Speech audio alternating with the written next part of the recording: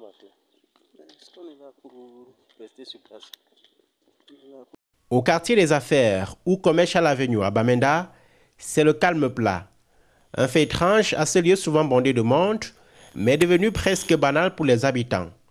Au lieu du City Chemist dans le 2e arrondissement, c'est le même cliché. Les boutiques sont fermées.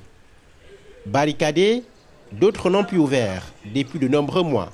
Dans les rues, pas l'ombre d'un véhicule ou des motos, si ce n'est strictement à usage privé. C'est terrible ce que nous traversons ici. Si on pouvait fuir et aller vivre ailleurs. J'étais commerçante, j'étais Bayam Salam. Mais ce n'est plus possible. On est bloqué à la maison. Henri était également commerçant. Père de 4 enfants, il a dû se reconvertir vers la maçonnerie car ce n'est plus possible d'aller chercher les marchandises, la route étant bloquée par les groupes armés.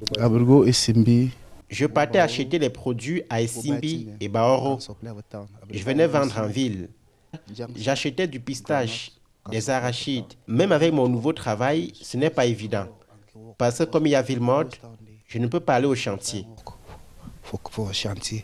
Les villes mortes, elles imposent la marche aux habitants tous les lundis à Bamenda.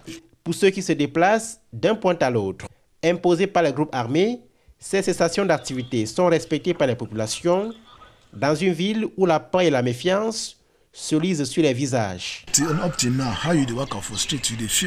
Quand tu marches dans la rue, tu as peur. Si les choses évoluaient, on n'aurait plus peur. Parce que cette ville, je la connais. Tu pouvais revenir d'un voyage même à 2 h du matin et rentrer chez toi sans problème.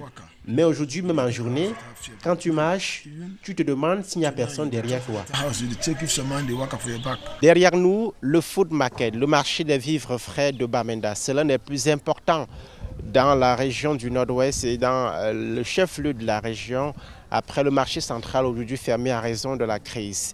Vous le voyez, quelques commerçants ont exposé leurs marchandises, le minimum pour se ravitailler en cette journée ville morte dans le chef-lieu de la région du Nord-Ouest. Mais pour l'essentiel, les activités sont au point mort. Vous le voyez, les étals sont fermés pour l'essentiel. Alors cette cessation d'activité pourrait se poursuivre pendant toute la semaine qui commence.